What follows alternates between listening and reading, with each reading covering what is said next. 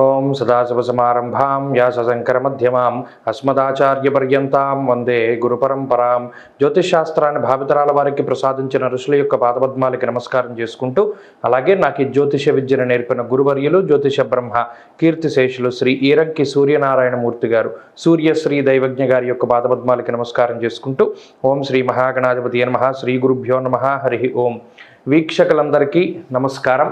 జనవరి నెల 28వ తారీఖు లగాయితూ ఫిబ్రవరి 3వ తారీఖు వరకు ఉండేటువంటి గ్రహగతుల ఆధారంగా ద్వాదశ రాశుల వారికి ఈ వారం ఏ విధమైనటువంటి శుభాశుభ ఫలితాలు కలగబోతూ ఉన్నాయో ఈ కార్యక్రమం ద్వారా తెలుసుకుందాం. అందులో భాగంగా ఈ వారం ఉండేటువంటి గ్రహగతులను గమనిద్దాం.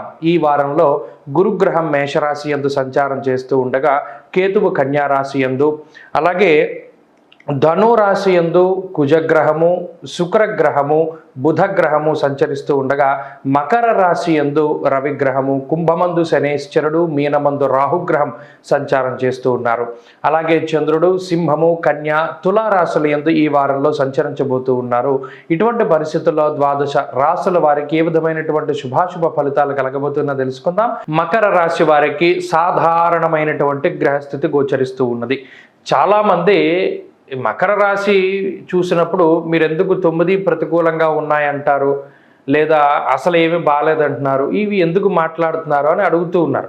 ఇందులో ప్రధానంగా చూడండి, ఇప్పుడున్నటువంటి గ్రహస్థితిలో జన్మ రవి యొక్క దోషం ఉన్నటువంటి రాశి, వ్యయస్థానమందు కుజుడు, బుధుడు, శుక్రుడు, అక్కడికి 4 గ్రహాలు. ఈ వారంలో అసలు చంద్రబలం లేదు, ఏలినాటి శని ఉన్నది. తృతీయంలో రాహు అనుకూలించరు. మీరు కావాలంటే ఈ కుంభరాశి వారిని అడగండి. ఎవరైనా కుంభరాశి వారు ఉంటే తృతీయంలో మీకు సంవత్సరంన్నరగా రాహు అయోగించరు. ఎందుకంటే జాతకం వేరు, గోచారం వేరు.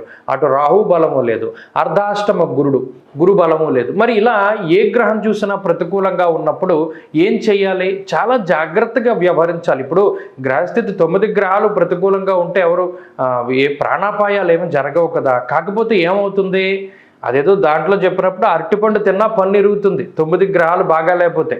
అదేంటంటే నేను తినదు అరటిపండే కదా, పన్ను ఎలా విరిగిపోయిందంటే దాని దగ్గర సమాధానం ఉండదు.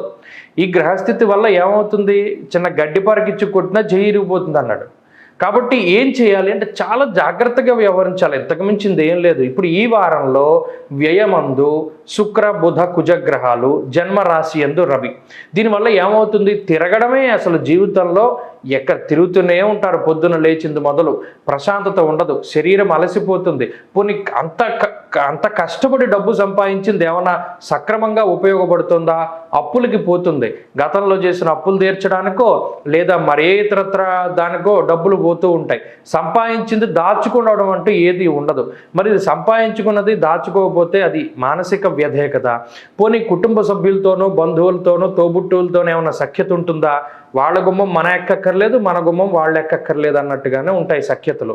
ఆ విషయం పట్ల కూడా ఈ సున్నితమైనటువంటి విషయాల పట్ల జాగ్రత్తగా ఉండాలి. ఆరోగ్యం జాగ్రత్తగా చూసుకోవాలి అన్నాం. ఇలా జాగ్రత్తలే చెబుతూ ఉన్నాం. ఎందుకంటే ఒక గ్రహం వ్యతిరేక ఫలితం గురించి మనం మాట్లాడితే భయపడతారు. కాబట్టి 9 గ్రహాలు బాగా లేదు, సాత్వికమైన ధోరణే. అయితే ఇది ఎంతో కాలం ఉండదు, మరి మారుతూ వస్తుంది. 9 గ్రహాలు బాగా లేకపోవడం వల్ల స్థితులు ఎప్పుడు ఒకేలా ఉండవు కదా, మారుతూ ఉంటాయి. ఆ కాలం మారినప్పుడు మరలా నేనే చెప్తాను. ఇప్పుడు వృశ్చిక రాశి వారికి గతంలో అలా ఉండేది, ఇప్పుడు వారిది బాగుంది. అలాగే కుంభం వాళ్ళది అలా ఉండేది, బాగుంది. కుంభం బాగుంది అని చెప్పేటప్పుడు వాళ్ళే నమ్మలేదు, ఇప్పుడు మరలా వారు మెసేజ్లు పెడుతున్నారు. కాబట్టి మకర రాశి వారు ఏం చేసినా జాగ్రత్తగా ఉండండి, ఎవరిని నమ్మకండి, అప్పులు ఇవ్వకండి, తెచ్చిన డబ్బు సక్రమంగా వినియోగించుకోండి, వ్యసనాల జోలికి వెళ్ళకండి. ఇవన్నీ కూడా ఈ వారంలో కూడా జాగ్రత్తగా చూసుకోవాలి.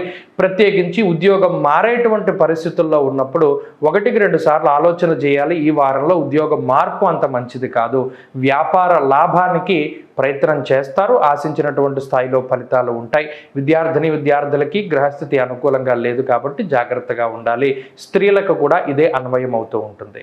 మరి మకర రాశి వారు ఏ రెమెడీ చేస్తే ఈ దోషాల నుండి బయటపడతారు? సూర్యోపాసన చెయ్యాలి. ఆదివారం నాడు, శనివారం నాడు మద్యం, మాంసం, మైథునాన్ని వదిలిపెట్టాలి. అలాగే తైల సంస్కారాన్ని ఆ 2 రోజులు వదిలిపెట్టాలి.